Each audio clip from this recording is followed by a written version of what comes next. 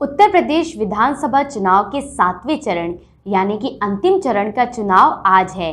ऐसे में यूपी के 9 जिलों में से एक वाराणसी में भी आज त्योहार का दिन यानी कि मतदान करने का दिन है। बूथ पर प्रशासन द्वारा मतदाताओं के लिए तमाम व्यवस्था की गई है। अधिक से अधिक मतदाता आएं और मतदान करें, इसके लिए निर्वाचन आयोग द्वारा मतदाताओं के लिए कई सारी कवायद की गई है।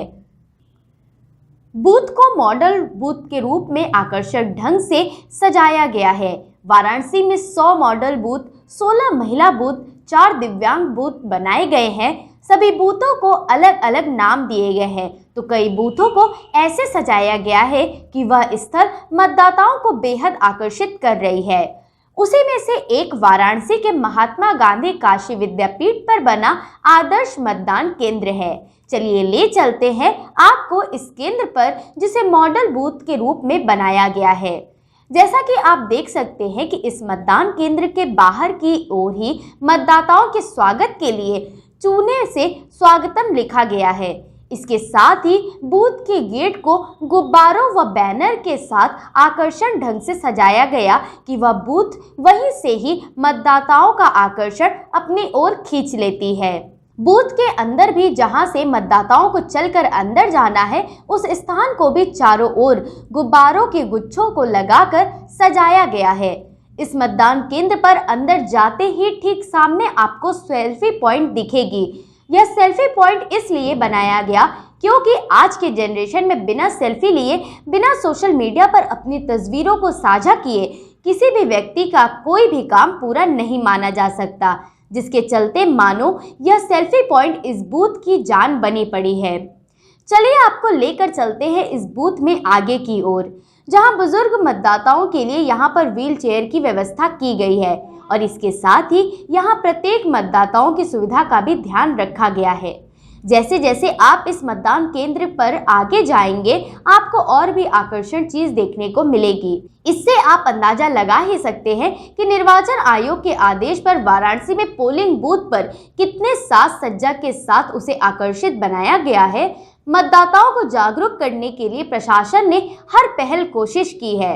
इसके अलावा इस बूथ पर आप यह देख सकते हैं कि अब तक जितने भी मतदाताओं ने मतदान किया, जिनकी कटिंग न्यूज़पेपर में आई, सभी को प्रदर्शनी के तौर पर यहां पर लगाया गया है और इस बूथ पर मतदाताओं के लिए प्रतीक्षा करने के लिए प्रतीक्षालय या यूं कहे कि वेटिंग रूम बनाया गया है, जिसमें बैठकर वोटर्स अपने नंबर आने का इंतजार आराम से कर सकते हैं। आपने यह भी तो सुना होगा कि कभी कभी कुछ मतदाता इसलिए मतदान करने नहीं आते क्योंकि उनके साथ बच्चे होते हैं। आज वाराणसी के बूथों पर प्रशासन ने मतदाताओं की इस समस्या का भी निवारण उन्हें दे दिया। जैसा कि आप देख सकते हैं कि मतदान केंद्र पर बच्चों के लिए खिलौनों की व्यवस्था की गई है, जिससे कि यदि कोई मतदाता अपने बच्चों को लेकर यहां पर आए तो बच्चों का भी यहां पर मन लगा रहे और वोटर्स अपना वोट आराम से बिना किसी परेशानी के यहां पर आकर दे सके। चलिए अब आपको लेकर चलते हैं बूथ के उस एरिया पर जहां पर वोटिंग हो रही है। हालांकि इस स्थल पर आप देख सकते हैं कि प्रशासन काफी अधिक संख्या में मौजूद है।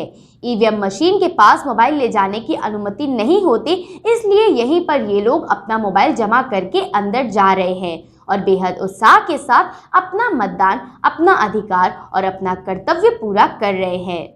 बूथ पर बीएलओ के सदस्य भी मौजूद है, जो मतदाताओं का नाम वोटर लिस्ट में देखकर उन्हें पर्ची दे रहे और उसके बाद वो लोग मतदान करने के लिए जा रहे हैं।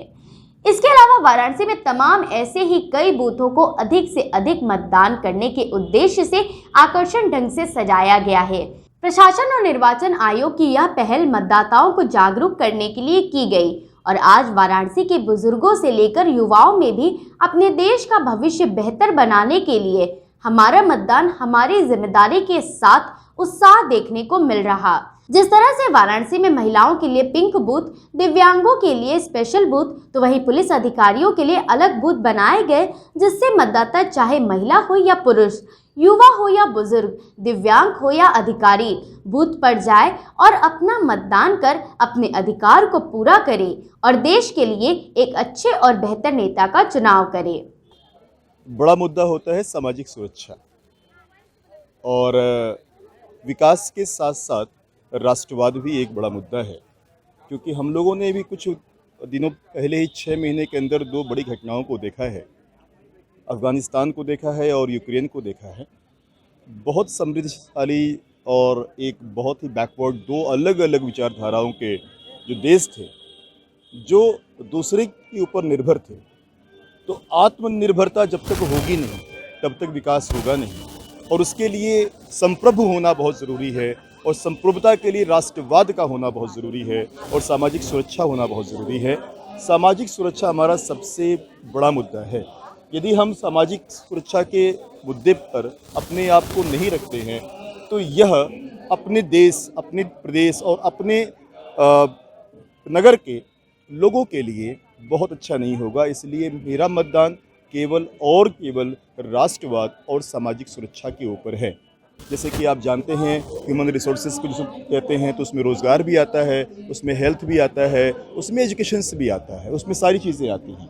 तो जब इन चीज़ों को हम देखते हैं तो हमें यह बात समझ में आ जाती है कि आखिर अल्टीमेटली हमारा जो मुद्दा है वो इससे जो है कहीं अलग नहीं है।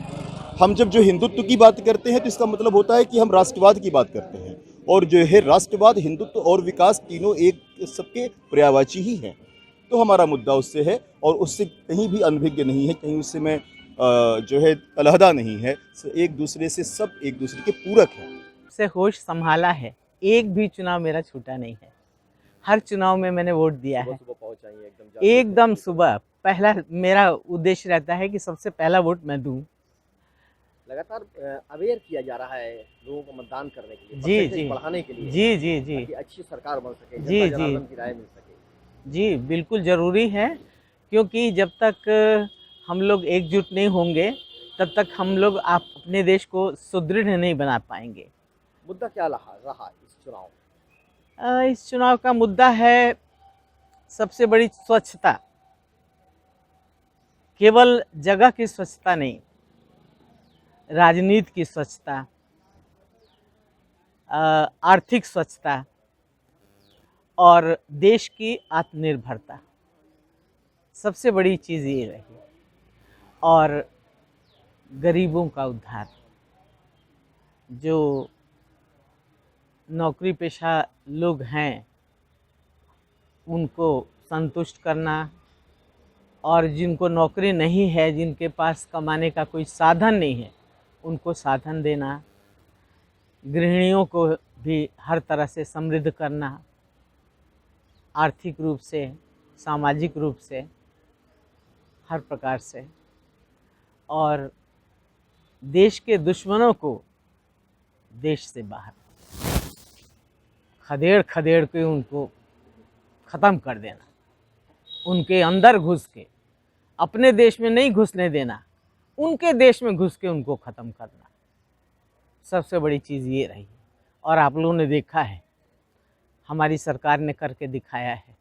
डिस्ट्रिक्ट आइकन हूँ इलेक्शन कमीशन ऑफ इंडिया की तरफ से, और हम पिछले 3 महीने से लगातार मतदाता जागरूकता का कार्य कर रहे थे, और हम लोगों ने स्वीप की तरफ से 120 पोलिंग स्टेशन ऐसे बनाए हैं, और सभी ने अडॉप्ट किया, बहुत सारी संस्थाओं ने, बहुत सारे स्कूलों ने।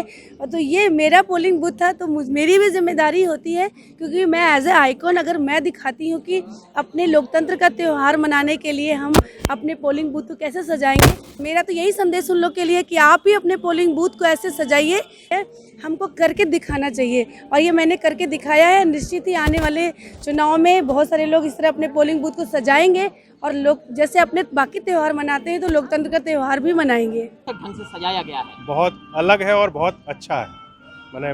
मैं एक्सपेक्ट नहीं कर रहा था कि इस तरह से फैसिलिटीज़ दी जाएगी बच्चों के लिए, खेलने के लिए, बड़े बूढ़ों के लिए।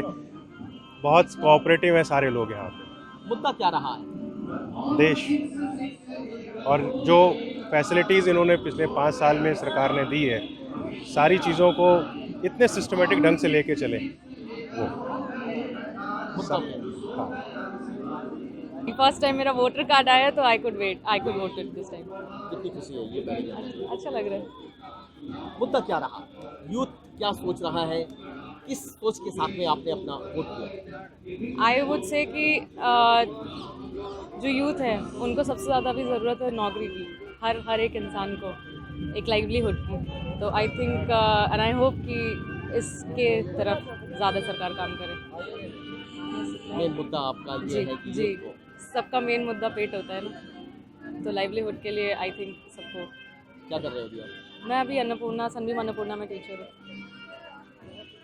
नौकरी खतरे तो नहीं है ना? नहीं नहीं, लेकिन ये है और सशक्त होना। सिर्फ मेरे बारे में नहीं है ये सबके बारे में है। मेरे जितने दोस्त हैं सारे लोग हैं सबके बारे में। रिजल्ट्स निकलने चाहिए जल्दी, एडमिशन प्रोसेस थोड़ा जल्दी बढ़ना चाहिए और बस यही है। मैं आज विद्यापीठ में आई हूँ वोट देने के लिए और मैंने आज पहली बार वोट दिया है। कैसा लगा आपको वोटिंग बहुत अच्छा लगा, काफी एक्साइटेड थे। करके? आप युवा हैं तो किन मुद्दों पे इस बार आपने वोटिंग किया है? मुद्दा क्या है आपका? क्या सोच के आपने वोटिंग किया है? काफी चीजें हैं, जैसे मैं जहाँ रहती हूँ वहाँ क्लेanलीनेस की प्रॉब्लम अभी भी है, तो क्लेanलीनेस एक प्रॉब्लम है और ओवरऑल इंडिया का डेवलपमेंट भी एक मुद्दा है जिसपे मैंने वोट दिया। युवा हमें मतदान करे, बहुत युवा नहीं आते, इनको इनके लिए क्या मैसेज आपके लिए होगा? वोट करना इज एक बहुत बड़ा मतलब हमें अपॉर्चुनिटी मिल रहा है और हमें ये वेस्ट नहीं करना चाहिए। आप आइए, आप नन ऑफ दी अबव दबाइए, नोटा दबाइए, लेकिन आपको वोट करना चाहिए। आप युवा हैं, आपने सीखा है ये स्कूल में, कॉलेज में, और आप ऐसे वेस्ट नहीं होने दे सकते।